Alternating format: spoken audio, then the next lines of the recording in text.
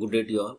This is C.S. Srinivasarao, Associate Professor, SVKP and Dr. K.S. Raja Arts and Science College, Penugonda. Today, I discuss the mass storage systems. This is the overview of mass storage structure. Mass storage is nothing but a bulk storage of information. So there are two things. One is the magnetic disk and second one is the magnetic tape. Magnetic disk is, it stores the bulk information, storage of information, and the transfer rate is the rate at which data flow between the drive and computer.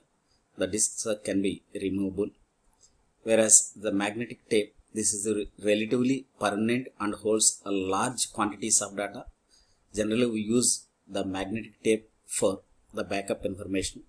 The access time is very slow, approximately 1000 times slower than the disks. Mainly this is used for the backup and storage of infrequently used data. The frequently used data is stored in the magnetic disk and infrequently used data is stored in magnetic tape. This is about the magnetic tape and disk. Now moving head disk mechanism. So this is, as you know, the disk structure. Now here this is a hard disk is a collection of platters. Each disk platter has a flat circular shape. This is the circular shape. So this is the one platter. So this is like a CD, compact disk.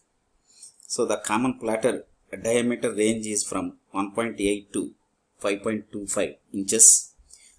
The platter has two surfaces coated on the magnetic material. And there is a read-write head. Here is a read-write head, and you can consider as the platter is a collection of sectors. This is all these are the tracks. This is the track, and the track is nothing but a collection of sectors. This is the one sector. This is the one sector. This is now this is the track, and within this the sector. This is the read-write arm, and a spindle is there. That is the turning arm assembly. The read-write head. This is the arm, the read-write head here, the arm. This is used to place the read-write head is used to place it a sector. First you reach the track and then sector. Then you can read the information or write the information in terms of sectors. So this is the hard disk is a collection of platters, and platter is like a CD, and it has two surfaces and coated magnetic material. And the read-write head that is located just above each surface of every platter, and the surface of platter is logically divided into circular tracks. The surface of platter is divided into circular tracks, and the tracks are subdivided into sectors. The set of tracks that are at one arm position form a cylinder. See this cylinder. At one arm position, this is the cylinder. The time it takes to position the head at the desired track is called seek time. So what is seek time? Here the time it takes to position the head at the desired track. Position the head at the desired track, the time is called seek time. You have to minimize the seek time. Once the track is selected, the disk controller waits until the desired sector reaches the read-write head. Now whenever you reach the track and then you reach the sector. Now here the latency time or otherwise rotational delay. What is latency time? The time it takes to reach the desired sector. After reaching the track, you have to reach the desired sector. The time it takes to reach the desired sector is called latency time. Total access time is nothing but seek time plus latency time. Now the disk scheduling. The operating system is responsible for this for using hardware efficiently. So efficient disk scheduling. So access time, it has seek time and rotational delay. It minimizes the seek time. And one more definition is, what is disk bandwidth? The disk bandwidth is the total number of bytes transferred divided by the total time between the first request and the last transfer. Between the first request and the completion of the last transfer. This is the disk bandwidth is total number of bytes transferred divided by the total time between the first request and the last transfer. This is called disk bandwidth. Now the one important concept in this mass storage system is disk scheduling. So there are several disk scheduling algorithms. For all those disk scheduling algorithms, we need to take, this is the one request, IO request or cylinder request or disk request. So total disks are range from 0 to 199. Totally there are 200 disks or the cylinders, assume that. Now this is the sequence, this is the one example. This input is given for all disk scheduling algorithms. So head pointer is at, initially the head pointer is at 53. Very first disk scheduling algorithm, that is called first come first serve. This is the one first disk scheduling algorithm. Disk scheduling algorithm is first come first serve. In this, the queue, we need to visit all these things. 98, you have to visit 98, and then 183, at position 183 we require some information, and then 37, 122, 14, 124, 65, 67. This is the request, total request input string. So you are at 53, right? So now you calculate how many head movements according to the FCFS. You calculate the how many head movements. FCFS means first come first serve. First request, you visit the first request, and then next. This is the simple algorithm FCFS. So you are at 53. First you visit from 53 to 98, and from there to 98 to 183, 183 to 37, 37 to 122, 122 to 14. After 122, the request is 14. So you move from 122 to 14, and 14 to 124, again 124, 14 to 124, from 124 to 65, from 65 to 67.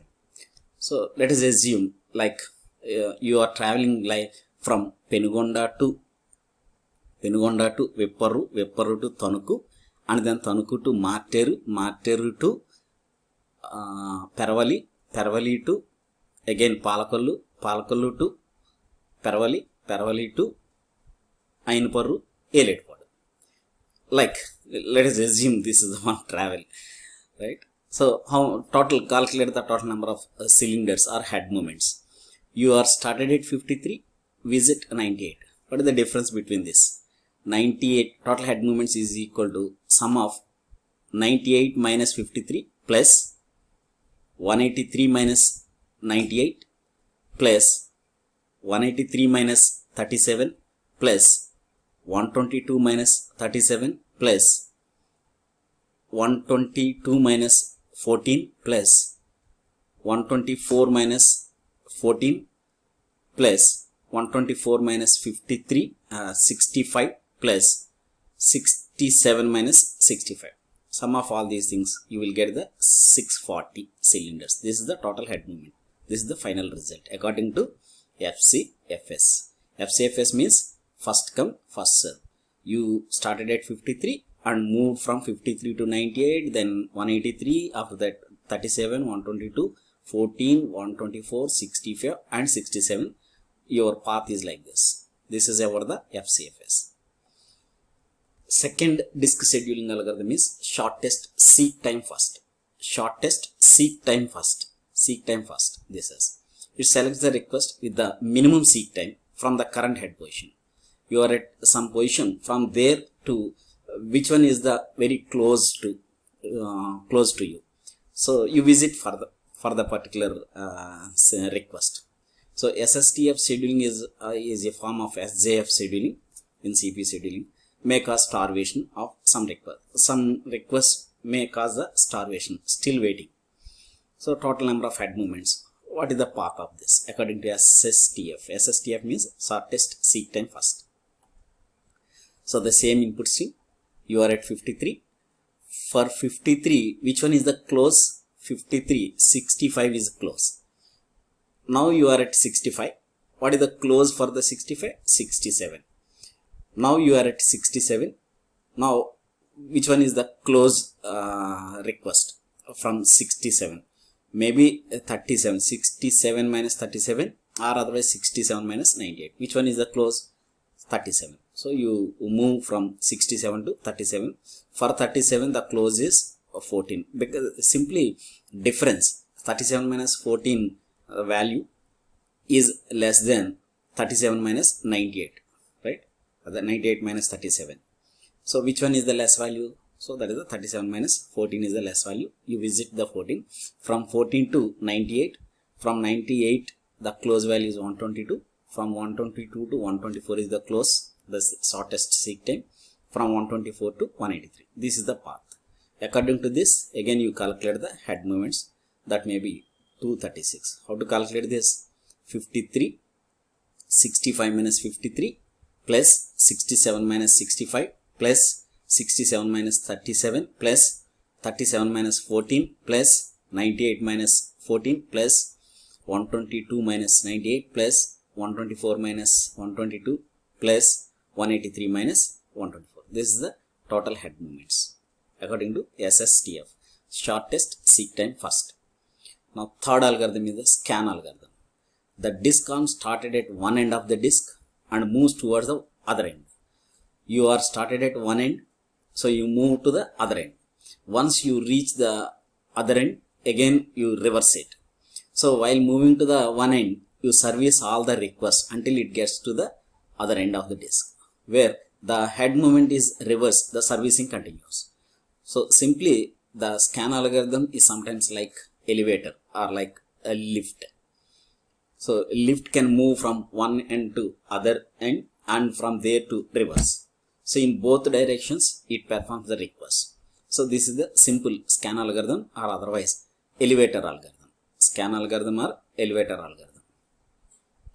So the same input string, you are started at 53. So you move one direction from 53 to this left direction. So you are visiting from 53 to 37, 14 and then one end. You move to the one end from 14 to 0 and 0 to 65, 67, 98, 122, 124 and then 183. This is the last. So you visited all the request. So finally you calculate the total head movements like 53 minus 37 and 37 minus 14 like that. So you calculate the total number of head movements according to this scan algorithm. Now the fourth algorithm is C-scan. So ఇక్కడ scan అనేది ఎలా ఉన్నదంటే ఒక local train అని అనుకోండి. ఒక station నుంచి local train అనేది ఒక ఎండ్ నుంచి ఇంకో ఎండ్కి అలా వెళ్ళిపోతూ ఉంటుంది. మధ్యలో ఏ స్టేషన్స్ వస్తే ఆ స్టేషన్స్ అన్నీ విజిట్ చేస్తూ వెళ్ళిపోతుంది. మళ్ళీ ఈ అదర్ ఎండ్కి వెళ్ళిన తర్వాత మళ్ళీ బ్యాక్కి అదే డైరెక్షన్లో మళ్ళీ వస్తూ ఉంటుంది. మధ్యలో స్టేషన్స్ ప్రతి స్టేషన్ని విజిట్ చేసుకుంటుంది. అట్లాంటిది scan algorithm or otherwise elevator. అదే సి స్కాన్ అల్గారిథం అంటే ఒక సిటీకి రింగ్ రోడ్ లాంటిది. రింగ్ రోడ్లు అంటే ఇదే లోకల్ ట్రైన్ సర్క్యులర్లో ఉన్నది అనుకోండి. ఎక్కడ స్టార్ట్ అయ్యింది అట్లా సిటీని చుట్టుకుంటూ వచ్చి మళ్ళీ అక్కడికే లాస్ట్ స్టేషన్ కూడా అదే అయ్యింది అనుకోండి. అప్పుడు ఎట్లా ఉంటుంది, ఎక్కడైతే స్టార్ట్ అయ్యారో అదే డైరెక్షన్ అలా తిరిగి మళ్ళీ అదే స్టేషన్కి వస్తూ ఉంటాం, ఇదే డైరెక్షన్లో చేసుకుంటారు. అది circular scan algorithm. C scan means circular scan algorithm. It provides a more uniform wait time. This is the one advantage of circular scan. It provides the more uniform wait time than the scan. The head movements is one end of the disk to the other. Servicing request as it goes. ఒక end నుంచి ఇంకో ఎండ్కి వెళ్ళేటప్పుడు రిక్వెస్ట్లు perform చేయాలి. Other ఎండ్కి వచ్చేటప్పటికి next reverse అయ్యేటప్పుడు ఎటువంటి రిక్వెస్ట్లో చేయరు. డైరెక్ట్గా ఎండ్ నుంచి ఈ ఎండకు వచ్చేస్తూ ఉంటాం, మళ్ళీ ఇదే ఎండ నుంచి మళ్ళీ స్టార్ట్ అవుతూ ఉంటాం. So that is correct. When it reaches the other end, however, it immediately returns to the beginning of the disk. It immediately returns to the beginning of the disk without servicing any request on the return trip. Return ట్రిప్లో మనం ఎటువంటి servicing రిక్వెస్ట్లు చెయ్యము. అది C స్కాన్లో. ఒక end రిక్వెస్ట్లు perform చేసి other end ఇంక డైరెక్ట్గా ఈ ఎండ్ నుంచి ఎండ్కి వచ్చేస్తాం, మళ్ళీ అదే డైరెక్షన్లో వెళ్తూ ఉంటాం తప్పించి రివర్స్ డైరెక్షన్లో రిక్వెస్ట్లు పెర్ఫామ్ చెయ్యము. So that is about the circular scan. See this circular scan.